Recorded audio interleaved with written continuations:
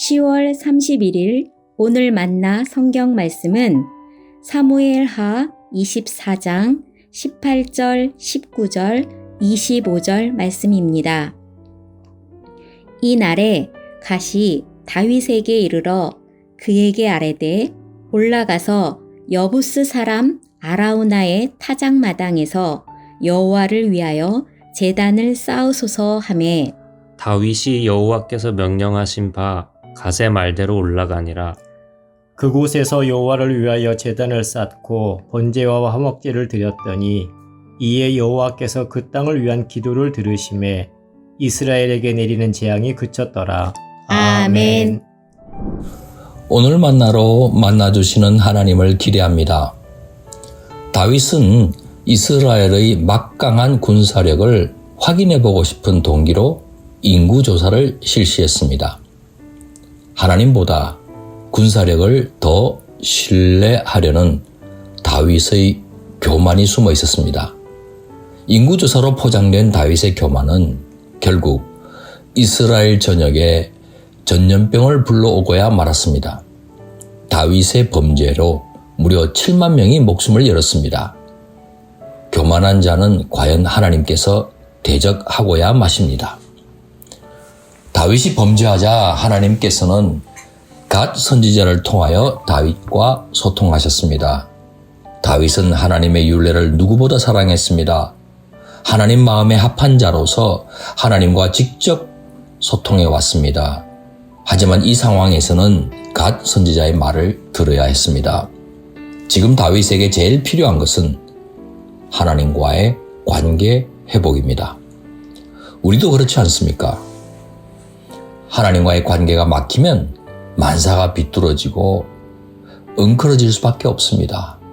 하나님과 바른 관계를 유지하면 어떤 일을 만나도 평안하고 담대해지는 법입니다. 갓 선지자는 다윗에게 타작마당에서 제단 쌓으라고 하셨습니다. 타작은 이삭을 떨어 알곡을 거두어 드리는 것 아닙니까? 하나님께서 다윗의 삶을 타작하여 알곡 같은 믿음을 거두어 드리기 위해서 가장 적합한 상징 공간입니다. 하나님께서는 여부스 사람 아라우나의 타작마당을 선택하셨습니다. 이 타작마당은 아브라함이 이삭을 하나님께 바친 모리아 산에 위치하고 있었습니다. 하나님께서는 그때도 아브라함의 삶을 타작하신 것 아닙니까? 이삭을 제물로 바치라는 하나님의 명령에 아브라함이 그대로 순종하는 모습을 보시고 그 믿음을 인정하신 곳입니다. 나중에 다윗이 준비한 모든 재료로 솔로몬이 성전 세운 곳도 바로 이 타작마당입니다.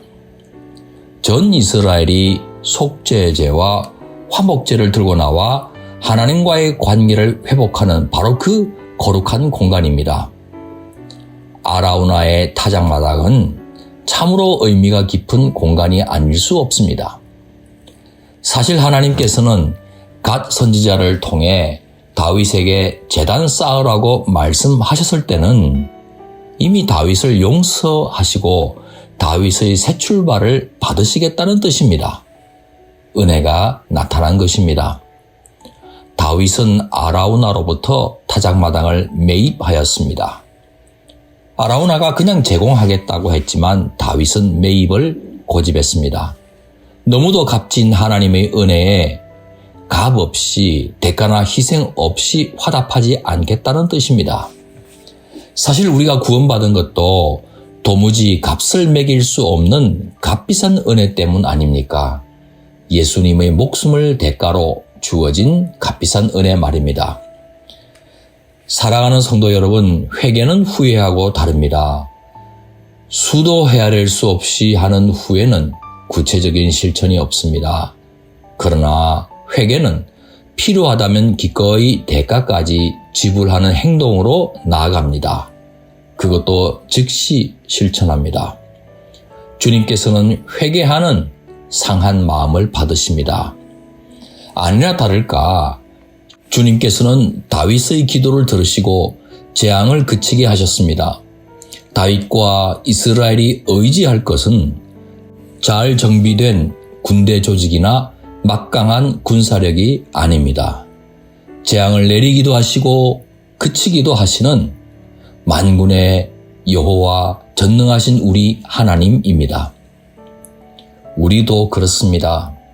전능하신 주권자 하나님, 하나밖에 없는 아들을 내어주시기까지 하며 우리를 살려주신 사랑의 아버지 하나님 외에 누구를 의지하고 바라겠습니까?